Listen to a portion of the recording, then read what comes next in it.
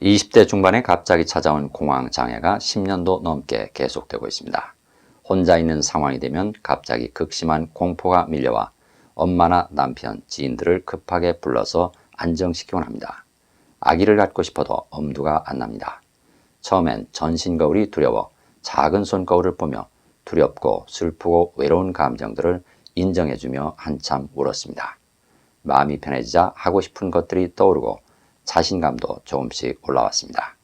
그런데 그때부터 몸살과 발열이 시작됐고 무기력증처럼 침대와 한몸이 돼 며칠을 보냈습니다.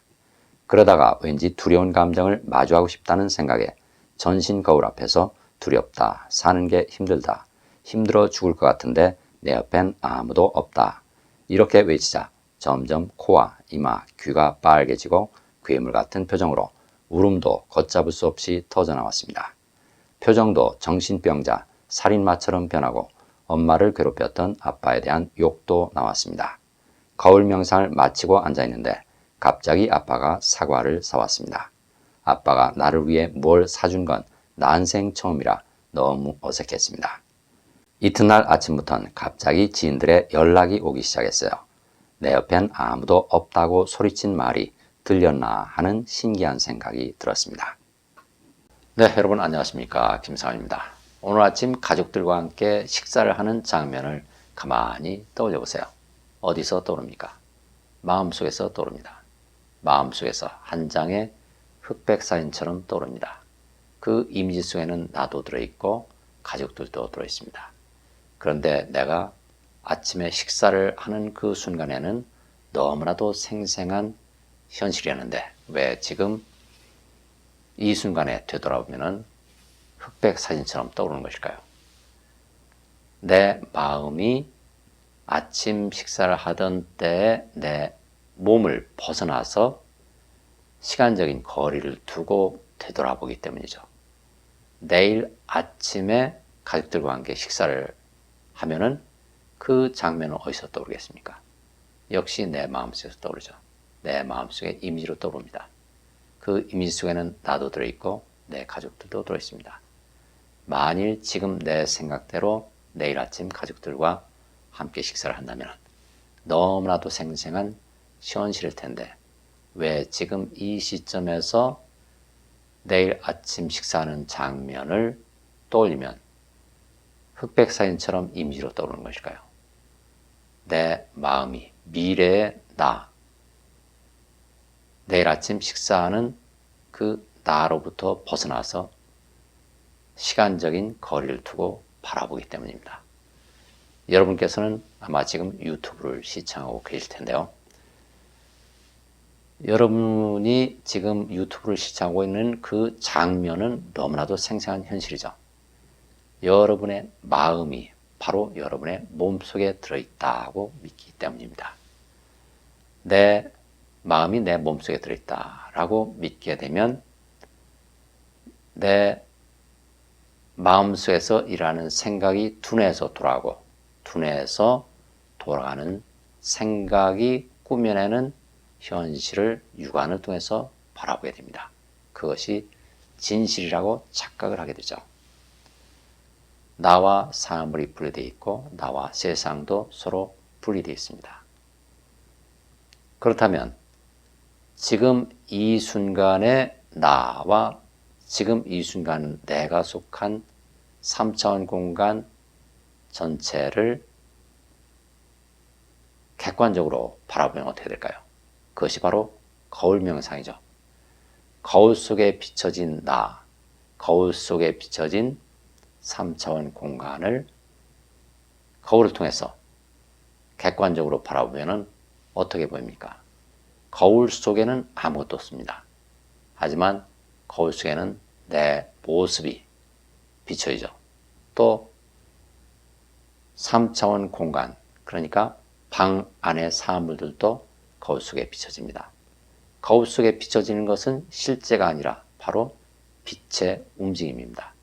내 몸도 빛의 움직임이고 사물들도 역시 빛의 움직임입니다. 나는 거울 속에서 실제를 보는 것이 아니라 빛의 움직임을 보는 것입니다. 이처럼 내 마음이 내 몸속에 들어있다고 믿게 되면 나는 내 마음속에 들어있는 생각이 두뇌에서 돌아가는 대로 육안을 통해서 바라보게 되고 그것을 현실이라고 착각하게 되죠. 하지만 내가 거울을 통해서 나 자신 그리고 내가 속한 삼천 공간 전체를 객관적으로 바라보게 되면은 모든 것이 빛의 움직임이구나 하는 사실을 깨닫게 됩니다. 우주 전체가 마찬가지입니다. 우주 전체를 객관적으로 바라보게 되면 그것은 빛의 움직임이죠. 그 빛의 움직임은 바로 내 마음속에서 일어나는 것입니다. 빛의 움직임이기 때문에 사실은 이 세상에 존재하는 것은 아무것도 없고 따라서 시간과 거리도 존재하지 않습니다. 이처럼 우리가 3차원 현실 공간 속에 존재한다고 생각하는 모든 것들이 사실은 빛의 움직임이기 때문에 시간이나 거리가 존재할 수 없습니다. 사물이나 물질이 존재해야 시간과 거리가 존재할 수 있는데 이 사물이 존재하지 않기 때문에 시간과 거리는 존재할 수 없는 것이죠. 그렇다면 이 빛의 움직임은 무엇에 따라서 움직이는 것일까요? 생각에 따라서, 감정에 따라 움직입니다. 그래서 우리가 거울 앞에서 명상을 할 때 생각이 변함에 따라서, 감정이 변함에 따라서 얼굴이 밝아지거나 어두워지기도 하고 또 얼굴이 일그러지거나 또는 변형되기도 하죠. 또 어느 때는 생각이 완전히 사라지면 얼굴 자체가 완전히 사라지기도 합니다. 그러다가 다시 생각이 마음속에 들어오면 얼굴이 또 생기게 되죠. 따라서 우리가 무의식 속에 부정적인 감정을 억눌러 놓고 살아가면 부정적인 빛의 움직임이 일어날 수밖에 없는 것이죠. 그것이 바로 부정적인 현실입니다. 따라서 이 현실을 바꾸기 위해서는 이 현실과 맞서 싸우거나 애를 쓰는 것이 아니라 무의식 속에 억눌려 있는 부정적인 감정을 받아들여서 풀어놓아주면은 그 부정적인 감정과 함께 억눌려 있던 긍정적인 감정이 풀려나서 긍정적인 현실이 저절로 내 눈앞에 펼쳐지게 됩니다.